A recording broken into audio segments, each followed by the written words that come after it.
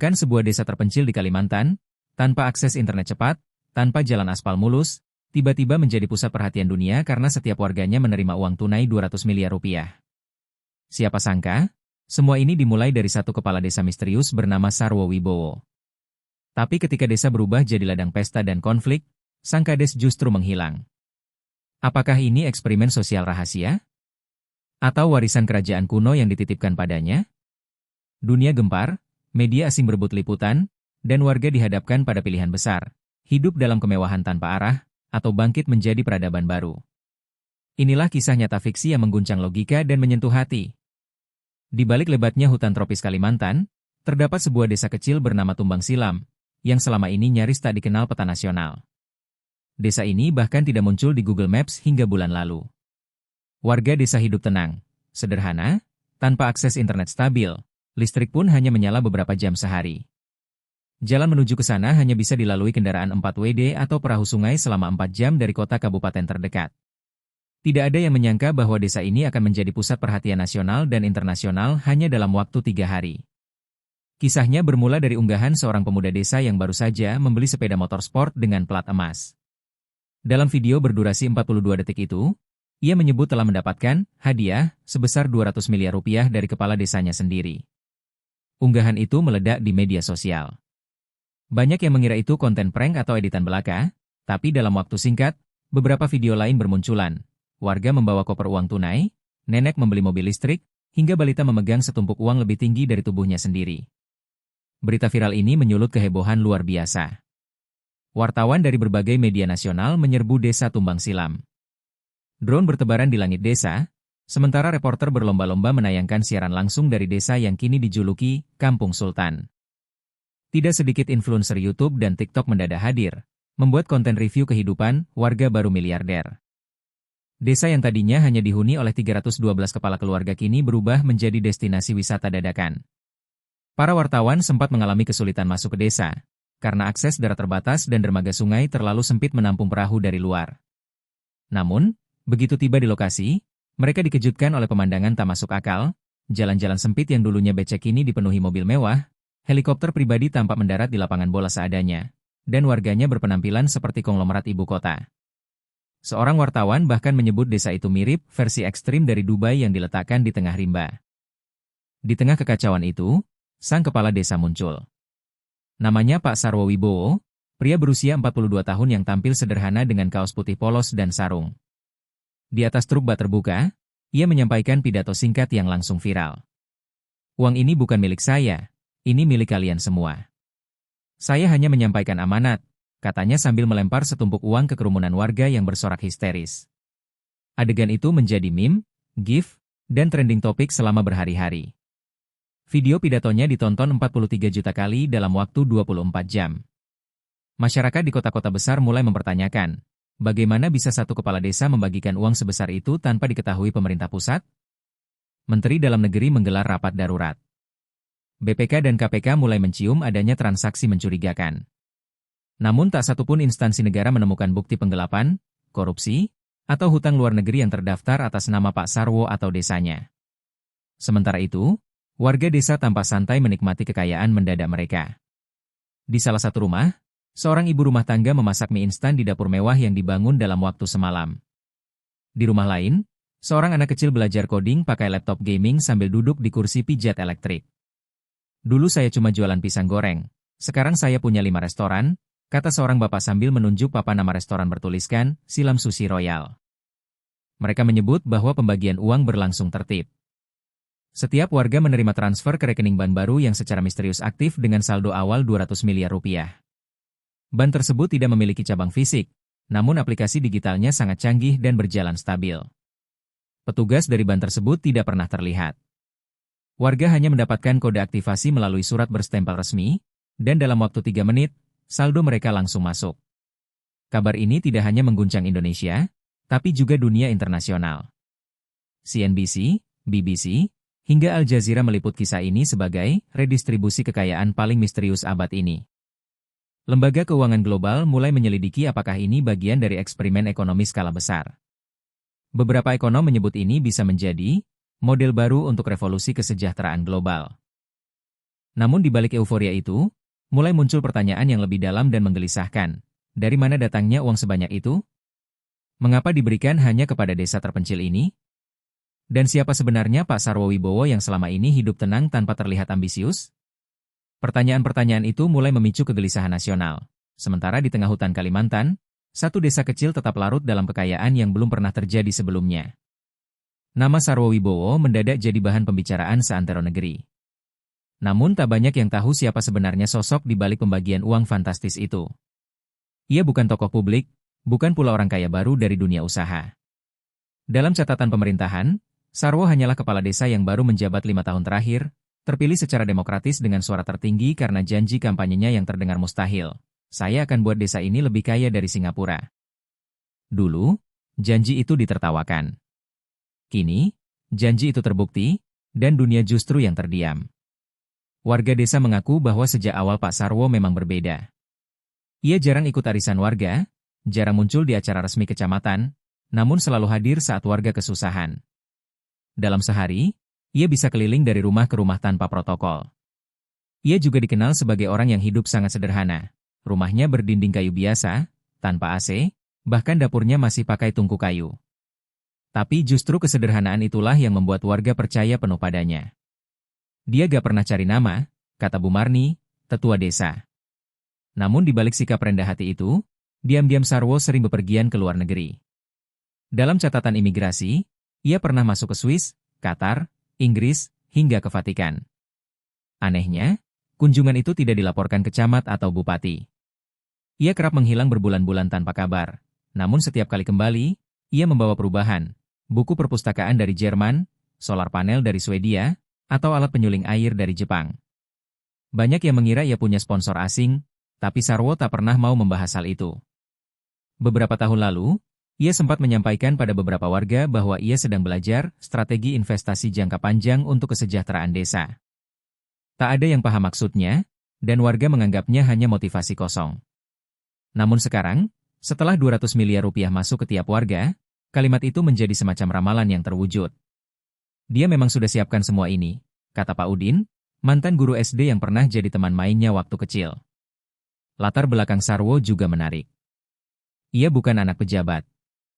Ayahnya hanya pembuat perahu kayu, ibunya pedagang kecil di pasar terapung. Namun sejak kecil, Sarwo dikenal sangat tekun membaca. Bahkan ketika masih SMP, ia pernah meminjam buku tebal berbahasa Inggris tentang ekonomi mikro, yang tak dimengerti teman-temannya. Ia lulus SMA dengan nilai sempurna, tapi tak kuliah karena memilih membantu ibunya. Banyak yang bilang ia jenius, hanya tak suka keramaian. Teman SMA-nya bercerita bahwa Sarwo pernah mengikuti forum internasional saat usianya 21 tahun. Ia pergi sebagai perwakilan komunitas pemuda Kalimantan ke Dubai. Dari sana, ia tak pernah sama lagi. Sejak pulang, dia seperti bawa semangat besar tapi gak pernah diomongin, ujar temannya. Diduga dari situlah ia membangun jaringan dengan pihak-pihak asing yang kini menjadi sumber dana misterius tersebut. Yang lebih mencengangkan, hasil penelusuran salah satu media menyebut bahwa Sarwo pernah menjadi konsultan tak resmi di sebuah yayasan filantropi dunia. Yayasan tersebut bergerak di bidang redistribusi kekayaan berbasis komunitas adat. Namun karena tak ada data formal tentang keanggotaannya, spekulasi pun makin liar. Ada yang menyebut dia agen lembaga rahasia, bahkan ada yang bilang dia adalah pewaris kekayaan tersembunyi dari kerajaan kuno Dayak. Warga desa tetap setia mendukung Sarwo, apapun latar belakangnya. Dia orang baik, gak pernah mikir buat dirinya. Kalau dia punya rahasia, kami yakin itu buat kebaikan, kata Pak Tarmin, tokoh masyarakat. Mereka menganggap Sarwo seperti nabi desa yang membawa harapan dan perubahan. Namun di luar desa, publik mulai resah. Banyak yang menuntut keterbukaan soal siapa sebenarnya Sarwo dan apa motif di balik pembagian uang masif ini. Pemerintah pusat pun mulai bergerak. Tim intelijen khusus dikirim ke desa Tumbang Silam untuk menggali lebih dalam latar belakang Sarwo. Bank Indonesia dan PPATK turun tangan menyelidiki aliran uang, sementara lembaga internasional seperti IMF dan UNDP mengajukan pertanyaan resmi ke Kedubes Indonesia tentang kemungkinan eksperimen ekonomi yang tidak dilaporkan.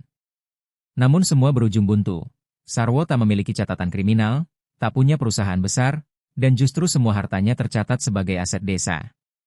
Di tengah semua kehebohan itu, Sarwo Wibowo tetap tenang.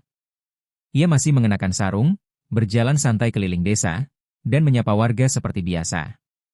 Kepada wartawan yang terus mengejarnya, ia hanya berkata, "Uang itu bukan soal saya. Yang penting, apakah rakyat bisa menggunakannya dengan bijak?"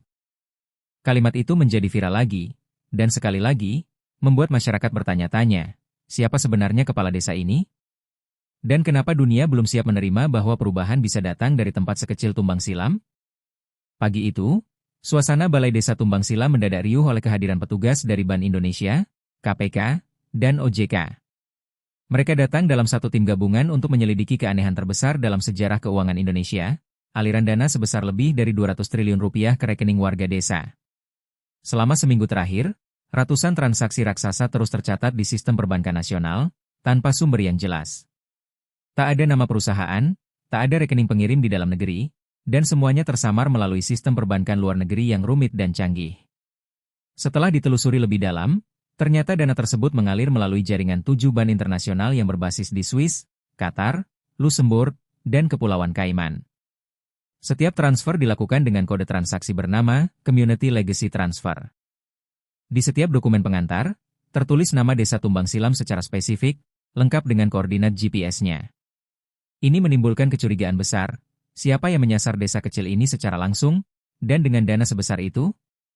Salah satu pejabat OJK, dalam rapat tertutup, mengungkapkan bahwa aliran dana ini bukan hanya legal, tapi juga bersih dari unsur pencucian uang. Bahkan, semua transfer telah melalui audit dan pengesahan lembaga keuangan dunia. Seolah-olah ini memang bagian dari program internasional yang dirancang sejak lama, katanya.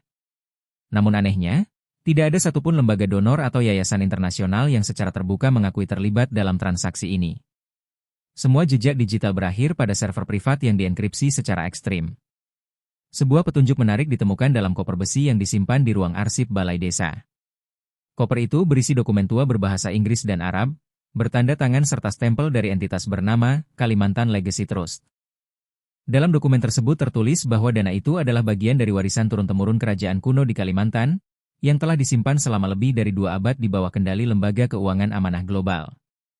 Salah satu isi suratnya menyebut bahwa warisan rakyat harus dikembalikan ke tanahnya saat generasi layak telah bangkit. Menurut ahli sejarah yang dipanggil oleh tim investigasi, dokumen tersebut mengandung tanda-tanda keaslian tinggi. Surat itu merujuk pada Raja Dato Alamsyah, pemimpin suku Dayak yang disebut-sebut telah menyembunyikan harta karun perak dan emas dari penjajah Belanda dan Jepang. Harta itu diduga disimpan dalam bentuk investasi emas dan surat berharga di luar negeri oleh keturunan terakhir kerajaan tersebut yang tinggal di Istanbul dan kemudian menjadi warga negara Swiss.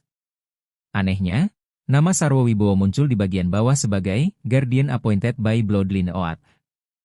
Spekulasi semakin liar ketika seorang pria tua datang dari Malaysia, mengaku sebagai ahli warisah dari kerajaan tersebut, membawa dokumen silsilah yang mencantumkan garis keturunan dari garis ayah Sarwo Wibowo.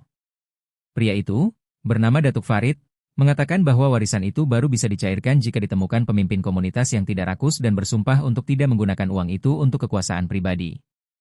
Menurutnya, Sarwo telah dipersiapkan sejak muda dan menjadi satu-satunya yang lulus dari serangkaian ujian moral dan sosial secara diam-diam. Namun, tidak semua pihak percaya.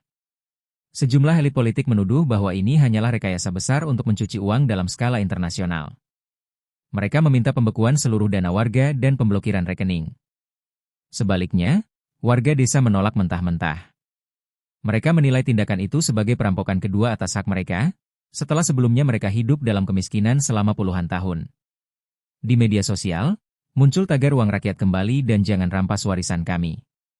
Sementara itu, Bank Dunia dan IMF mengajukan permintaan klarifikasi ke pemerintah Indonesia, menyebut bahwa adanya dana sebesar itu tanpa transparansi dapat mengganggu stabilitas moneter regional. Presiden mengeluarkan pernyataan pers, mengatakan bahwa kasus ini akan ditangani dengan hati-hati, karena menyangkut harga diri bangsa dan rakyat. Pemerintah mulai mempertimbangkan membentuk Komisi Nasional Warisan Nusantara untuk meneliti kemungkinan adanya harta tradisional lain yang tersimpan di luar negeri.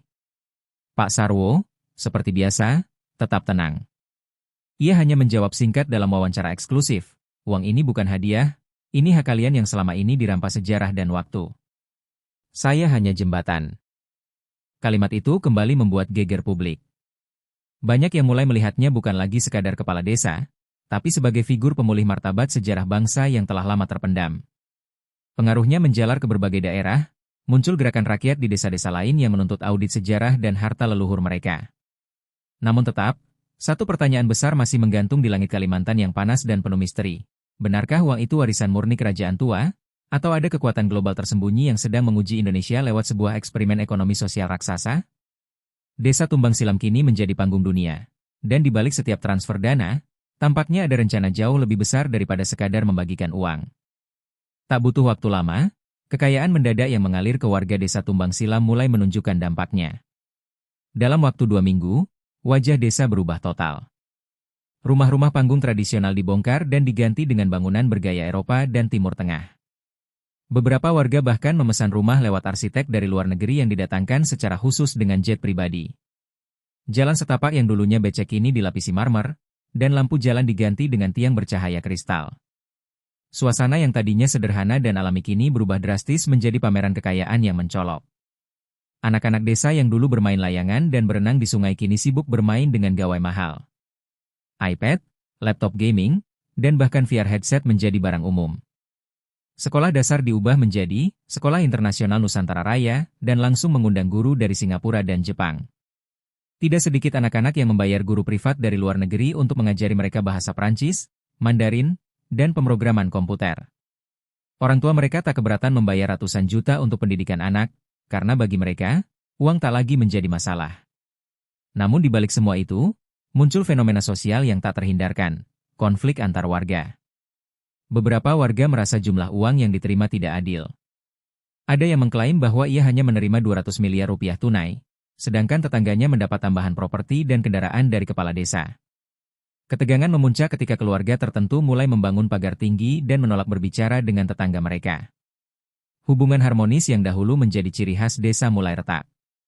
Rasa iri, sombong, dan eksklusivitas menjadi penyakit baru yang menyebar diam-diam. Tak hanya itu, banyak warga desa yang mulai berhenti bekerja. Petani berhenti ke sawah karena merasa tak perlu bersusah payah lagi. Penjual makanan menutup warungnya karena pelanggan sekarang lebih suka memesan makanan lewat aplikasi restoran bintang 5 dari kota. Semua aktivitas ekonomi lokal berhenti. Buat apa kerja, kalau uang kita lebih banyak dari bos bank, kata seorang warga muda. Akibatnya, desa mengalami stagnasi produktif, dan hanya kegiatan konsumtif yang terus berjalan. Seiring waktu, muncul kasus-kasus yang membuat geleng kepala. Seorang kakek membeli 12 motor Harley Davidson dan hanya memarkirnya di halaman rumah karena tidak bisa mengendarainya. Seorang ibu rumah tangga menyewa penari balet dari Rusia untuk ulang tahun cucunya. Bahkan ada warga yang menyewa satelit kecil hanya untuk menampilkan wajahnya setiap malam di layar langit desa. Semua ini menjadi tontonan lucu sekaligus mengkhawatirkan. Wartawan menyebutnya sebagai desa sultan yang kelebihan gairah hidup. Di sisi lain, muncul ancaman dari luar. Orang-orang asing berdatangan ke desa bukan hanya untuk meliput, tapi juga mencari celah untuk menikah dengan warga desa dan menjadi bagian dari kekayaan itu. Dalam sebulan, tercatat 87 pernikahan mendadak antara warga lokal dan pendatang dari berbagai negara.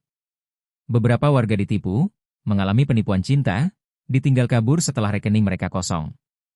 Aparat desa mulai kesulitan membedakan antara tamu baik dan penjahat yang menyamar. Tak hanya itu, beberapa warga desa mulai menunjukkan gejala gangguan mental akibat perubahan drastis gaya hidup.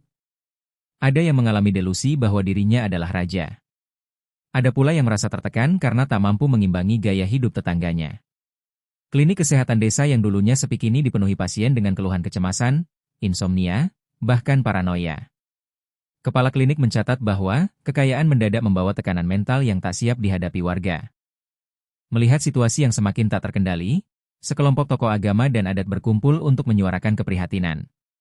Mereka menyelenggarakan forum doa bersama dan diskusi moral, mengingatkan warga agar tidak lupa nilai-nilai luhur yang telah membentuk desa selama puluhan tahun. Namun sayangnya, suara mereka kalah oleh gemerlap pesta dan hiburan mewah yang kini menjadi kegiatan rutin. Bahkan, tempat ibadah mulai sepi karena sebagian warga lebih sibuk menghadiri konser pribadi artis-artis ternama yang dibayar datang langsung ke desa. Pemerintah pusat, melalui Menteri Sosial, akhirnya turun tangan. Mereka menyatakan bahwa desa tersebut dalam status siaga pembinaan moral. Sebuah tim khusus dibentuk untuk memberikan edukasi soal manajemen kekayaan, psikologi sosial, dan keberlanjutan hidup. Namun sayangnya, banyak warga merasa bahwa mereka sedang diintervensi secara paksa. Ini harta kami, Kenapa orang luar yang sibuk mengatur? Ujar seorang warga dalam video viral. Di tengah kekacauan itu, Pak Sarwo mulai jarang terlihat di hadapan umum. Ia lebih sering menyendiri di rumah tua peninggalan orang tuanya, tak lagi muncul dalam rapat desa ataupun wawancara. Para warga mulai merasa kehilangan arah. Mereka menoleh kemana-mana mencari sosok pemimpin yang telah mengubah hidup mereka, tapi kini menghilang tanpa penjelasan. Situasi yang awalnya seperti mimpi indah perlahan berubah menjadi kisah euforia yang mulai tak terkendali, membawa desa ke ambang kegilaan sosial yang mengkhawatirkan. Pagi itu, suasana desa Tumbang Silam diliputi kegelisahan luar biasa. Warga yang biasanya berkumpul di alun-alun untuk mengatur jadwal pesta, kontes mewah, dan undian superkar mendadak geger. Kepala desa mereka, Pak Sarwo Wibowo, tidak terlihat dimanapun. Biasanya, walaupun hanya sebentar, ia akan muncul untuk menyapa, memberi wejangan, atau sekadar senyum. Tapi hari itu, dan beberapa hari berikutnya, ia benar-benar menghilang tanpa jejak. Rumahnya terkunci, tidak ada jejak keberangkatan, dan semua alat komunikasi tidak aktif.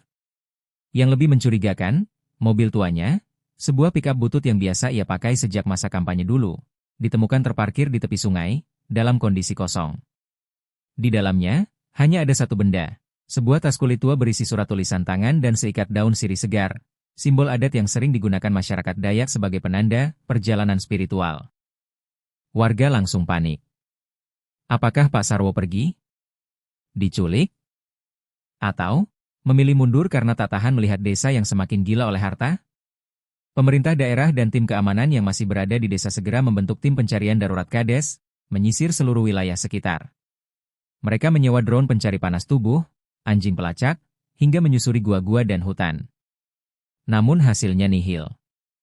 Bahkan paranormal lokal dan nasional dipanggil untuk melacak keberadaan Pak Sarwo secara spiritual. Beberapa dari mereka mengklaim melihat bayangannya di tengah kabut putih, namun tidak ada satupun lokasi pasti yang ditemukan. Ketidakhadiran Pak Sarwo memunculkan spekulasi liar. Sebagian warga percaya bahwa ia pergi untuk mengikuti laku tapa di tempat sakral suku Dayak, untuk memohon petunjuk agar desa kembali seimbang. Ada juga yang meyakini ia disembunyikan oleh pemerintah pusat agar tak terus menjadi sorotan dunia dan mengguncang sistem ekonomi nasional. Bahkan muncul teori bahwa ia diculik oleh kelompok asing yang ingin menguasai rahasia sistem keuangannya.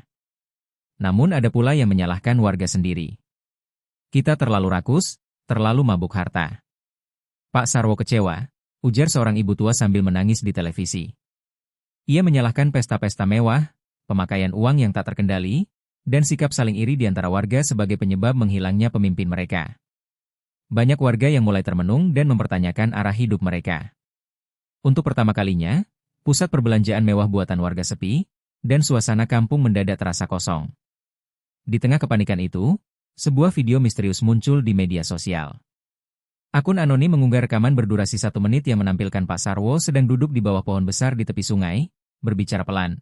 Kekayaan itu bukan soal uang. Ini tentang mengembalikan martabat kita. Jika kalian tak bisa menjaga, biarkan waktu yang menyaring siapa yang layak. Video itu mendadak hilang 5 menit kemudian, tapi sudah sempat ditonton jutaan orang dan dikomentari tokoh nasional hingga tokoh spiritual dunia. Isi surat yang ditinggalkan Pak Sarwo di dalam pickup pun akhirnya dibacakan oleh tokoh adat di balai desa. Isinya menyentuh, waktu saya di sini telah selesai. Saya telah membuka pintu, tapi apakah kalian siap menjaga isinya? Kekuasaan sejati bukan soal jumlah harta, melainkan cara kalian memperlakukan sesama. Jika kelak desa ini sadar, saya akan kembali. Kalimat itu membuat sebagian warga menyesali apa yang telah mereka lakukan. Kekosongan kekuasaan pun memicu kekacauan baru. Beberapa warga mulai memperebutkan posisi sebagai kepala desa sementara.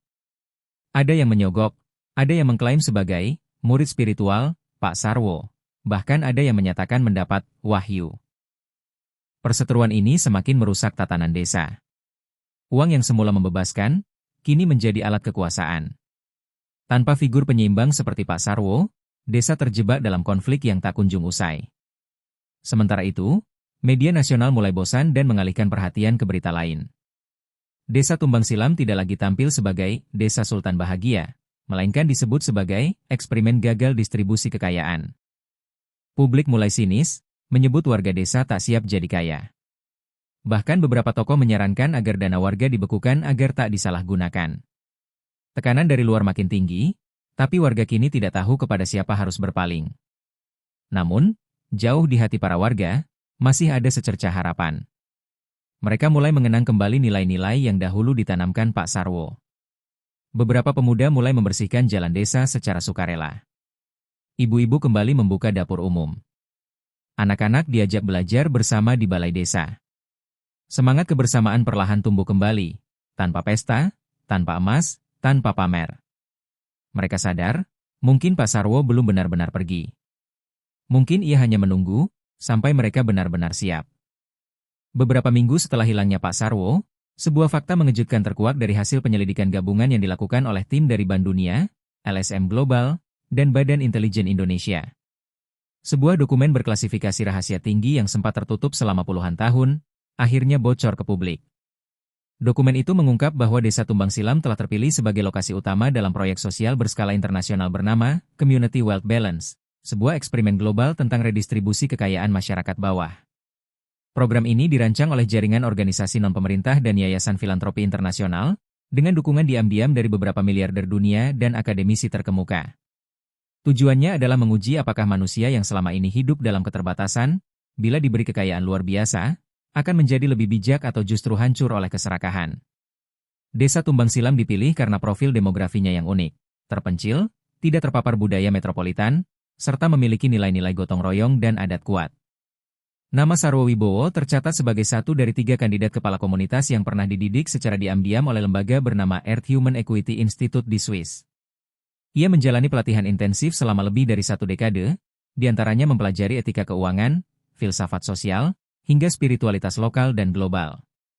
Namun berbeda dari 2 kandidat lainnya yang mundur karena tekanan, Sarwo memilih pulang dan memulai proyeknya sendiri tanpa gembar-gembor. Desa tak pernah tahu bahwa mereka sedang menjadi bagian dari eksperimen global.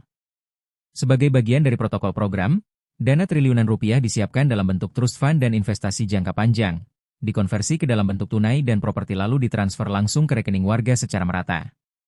Sistem yang digunakan dirancang oleh pakar blockchain dan disupervisi oleh Komite Etika Global. Seluruh proses dipantau diam-diam oleh tim observasi melalui kamera mikro dan satelit. Hasil eksperimen ini rencananya akan dipresentasikan di forum PBB tahun berikutnya. Pengungkapan ini membuat banyak pihak terkejut. Sebagian masyarakat dunia memuji Indonesia karena menjadi pelopor eksperimen sosial yang revolusioner. Banyak tokoh dunia, dari Elon Musk hingga Malala Yousafzai, mengomentari keberanian proyek ini.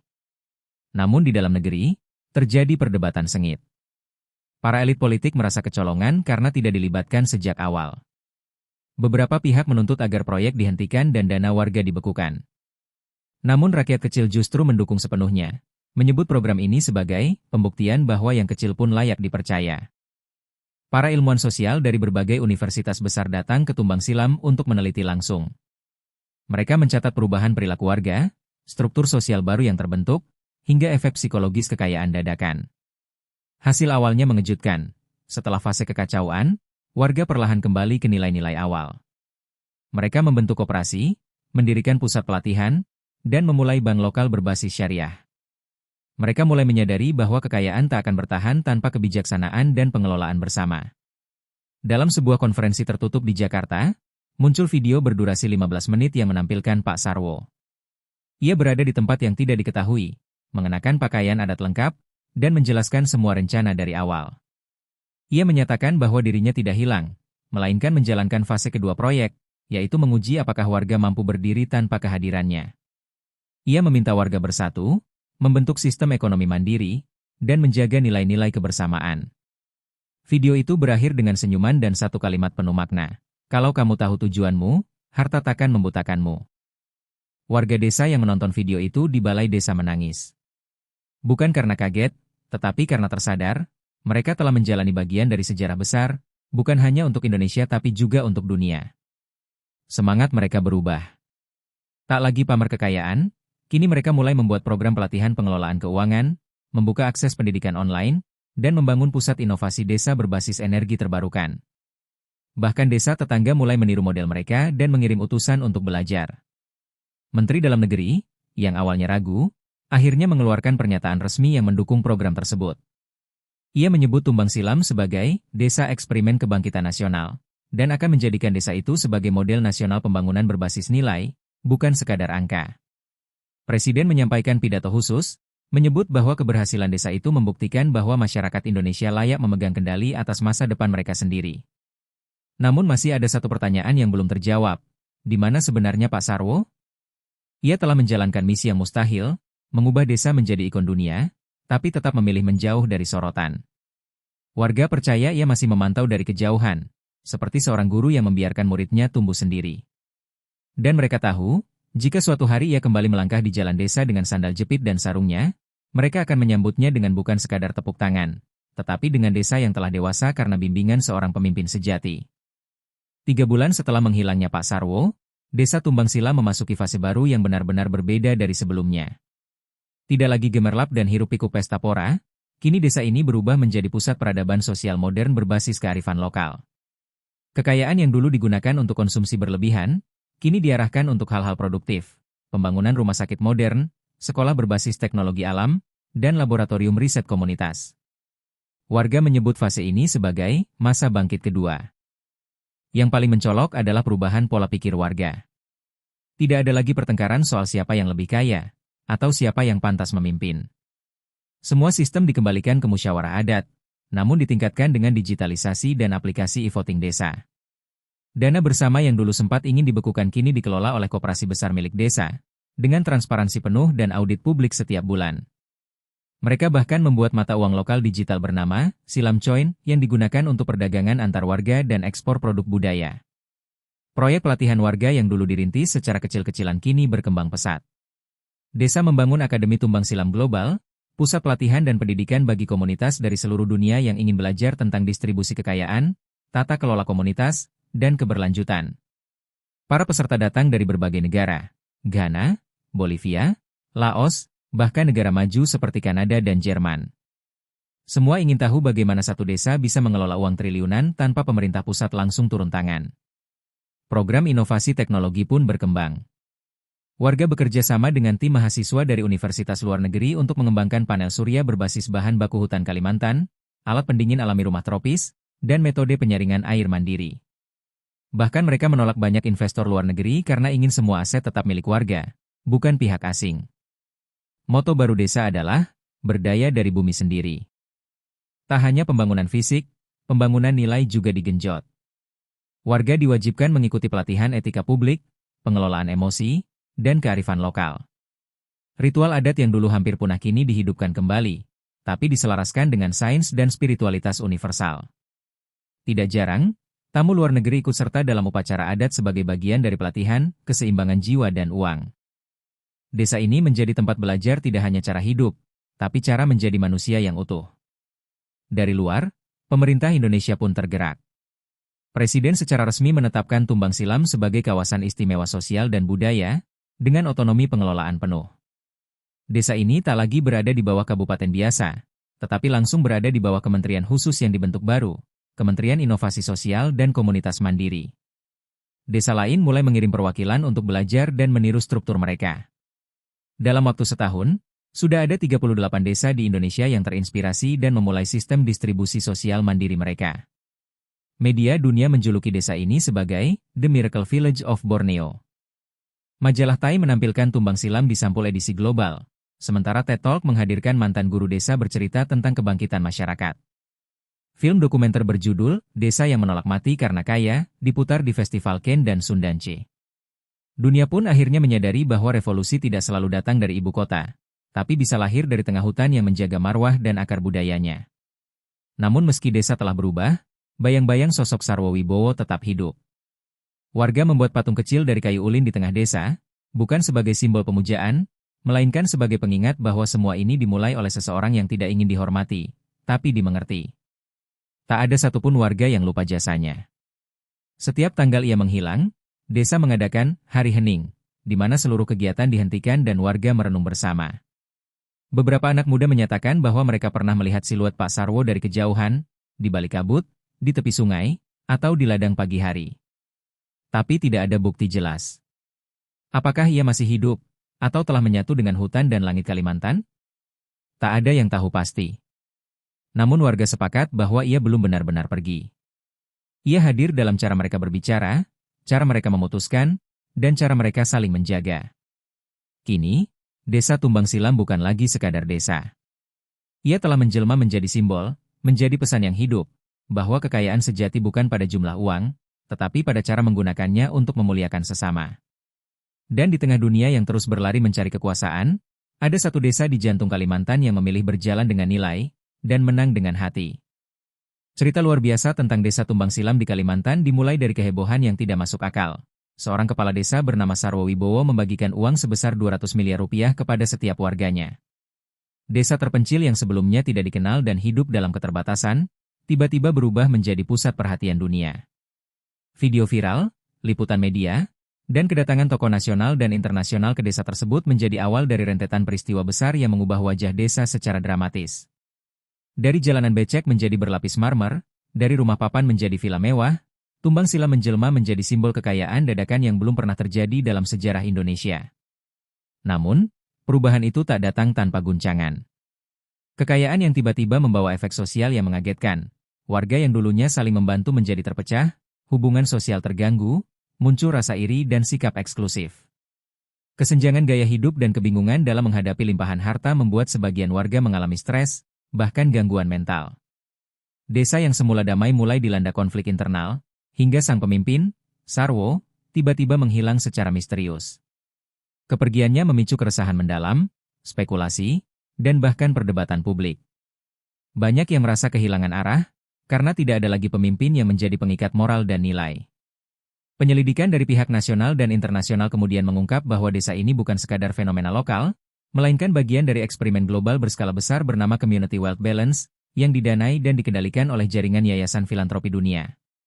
Sarwo ternyata adalah sosok visioner yang telah dilatih selama puluhan tahun untuk menguji sebuah model peradaban baru. Dapatkah masyarakat kecil yang tulus dan bersahaja menjaga serta mengelola kekayaan besar tanpa terjerumus dalam kerakusan? Fakta bahwa ia berhasil membawa desanya melewati fase kegilaan menuju kebangkitan menjadi catatan sejarah yang mengejutkan dunia. Setelah masa kekacauan berakhir, warga mulai bangkit perlahan.